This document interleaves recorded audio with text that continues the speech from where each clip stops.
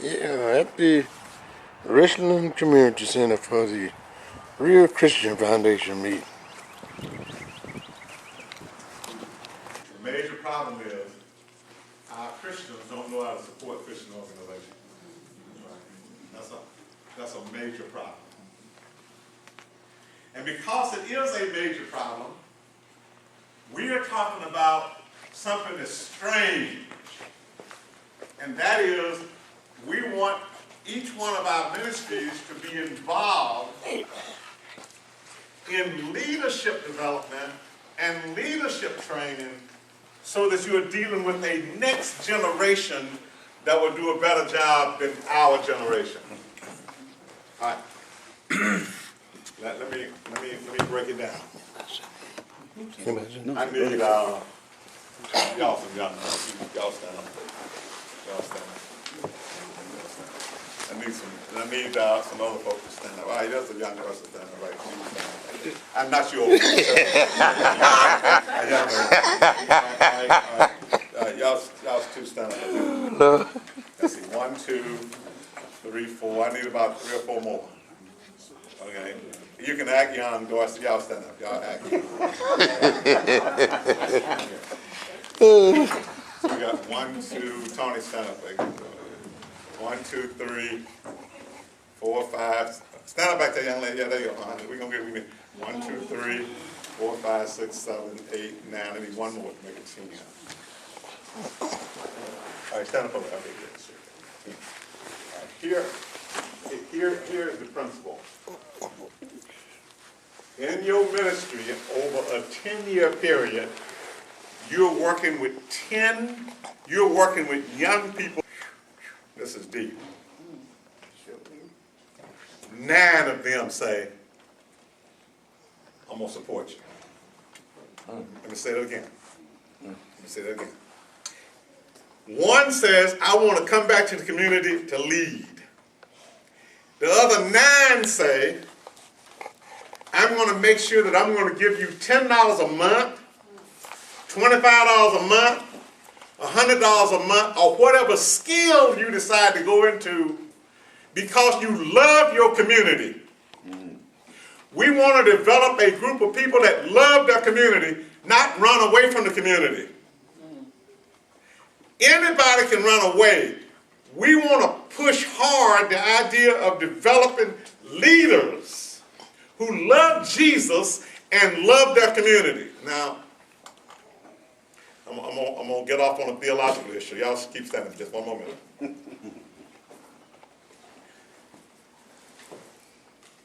No, I'm not going to mess with this one. I'm going to leave it right where it is.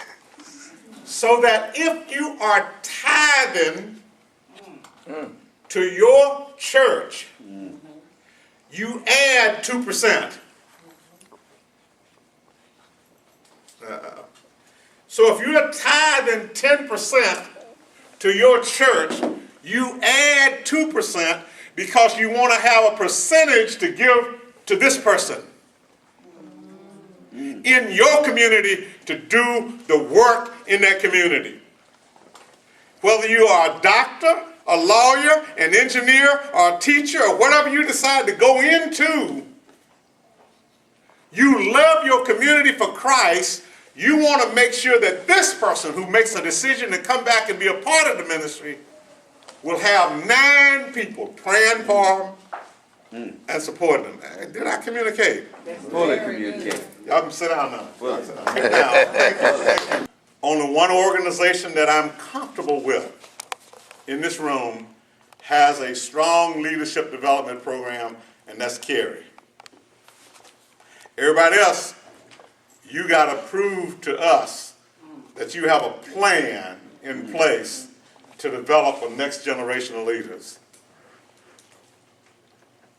That you are working with a group of people on a weekly basis or a monthly basis or a quarterly basis, developing them as Christian leaders. And we're not talking about some leadership, somebody standing up, somebody running something. That's not what we're talking about. We're talking about somebody who understands I love Jesus and I want Jesus to be in control of my life.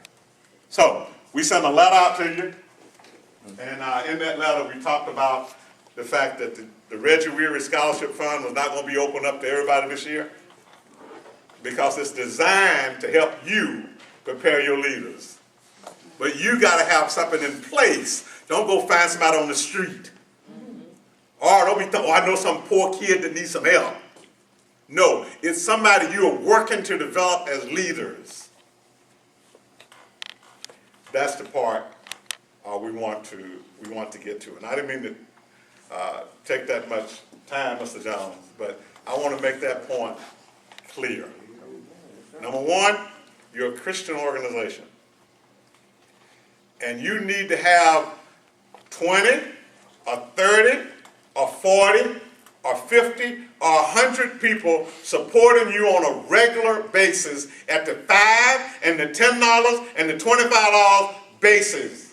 Before you start talking about trying to run the Kellogg or some of these other folk, you need to make sure you got a steady flow of people who are praying for you and supporting you with little money.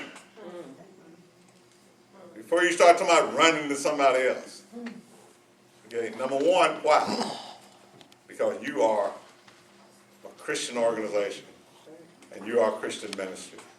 We want to also help you understand how you significantly build that team of people to make that happen. Real Christian Foundation is not in the business of supporting you. We're in the business of coming along beside you to help you grow and to help you do the things that you believe that God would want you to do.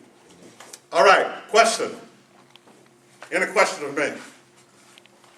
I'm going to be around a short while and I'll be gone. Any question of me? Wow. No question. Good. I want to make sure I had that clear for us. I agree in terms of some of your ministries.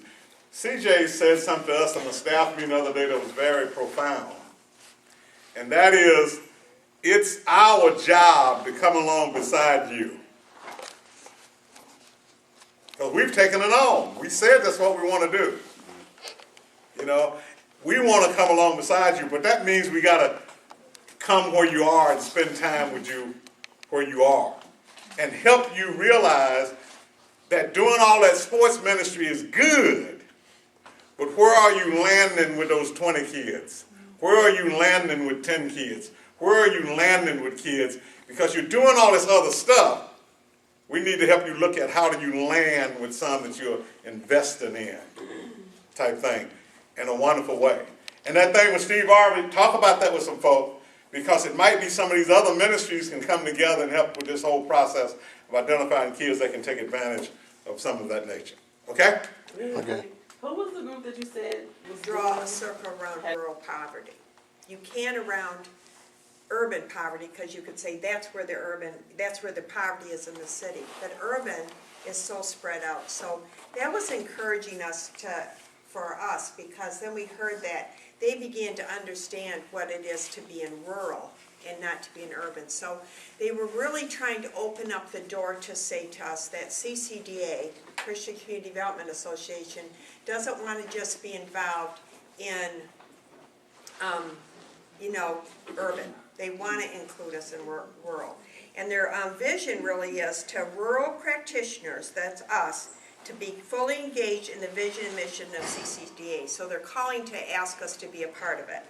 And what I really appreciated was that, and Sharonda, can you bring my phone up a minute, is that they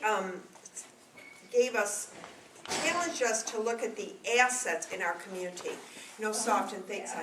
So often you say, we don't have anything here. It's kind of like the 5 loaves and 2 fish, right? We don't have anything here. So they challenge us to say, to look at all the assets you have. Sit down with people in your community and say, what do you have? And I was just thinking with what Dolph has shared, do our kids see any good in our community? If they're saying we don't got nothing here, then they aren't going to come back and invest in it either, right? So we need to get our kids to see that there's assets here. And ironically, before I went to bed last night, I was checking my email from the center, and I'm sorry I didn't have it, because I'll forward it to Virginia in case you all didn't get it. But they sent us the vision, the goals, and all that. But there is all of this that we listed as assets. huge amount of assets we as a group did. And then also it listed all the challenges that we have in our community. So I want to encourage you to take time as a ministry also as, to pull people from your community together, and especially young people, to say, the kids you serve, what's good going on in our community? You know, what's really happening that we can build on? Because once you see your assets, then you can build on those and you can address your challenges. The other thing they really encouraged us was to look at your gifts. And we as a staff came back and had a short meeting and, you know, just reflection. And that's one of the things they said is, do we really know our gifts? So are we really saying when we come into this ministry to work, do we recognize the gifts that we have personally that we can put in? And then if I know your gifts, I can encourage that and help to strengthen that gift. And that makes your organization, your ministry, and your outreach stronger too. The last thing they really said was... Chair, excuse me, could you just elaborate just a little bit on some of the assets that you talked about?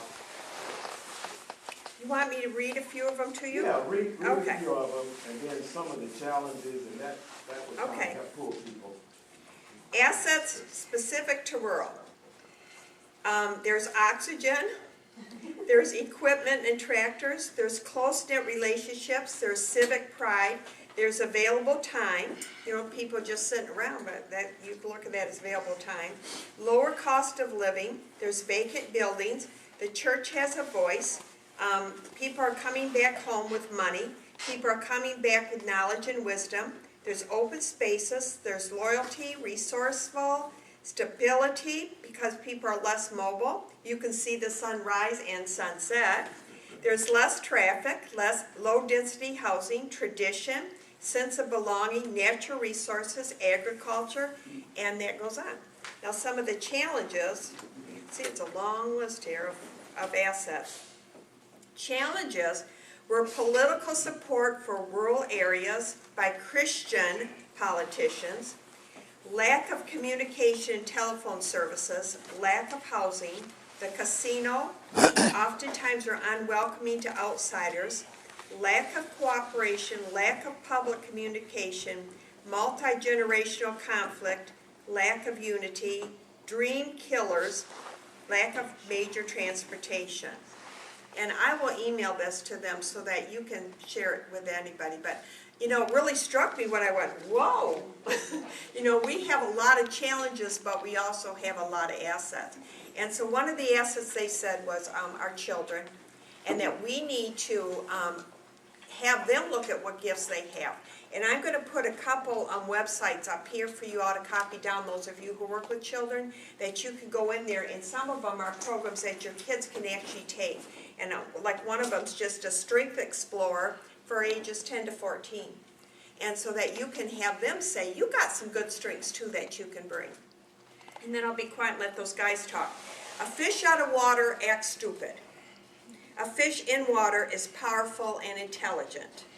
So if we can keep our fish in the water, right, and have them doing what they do well, we can have power in our community and see things change.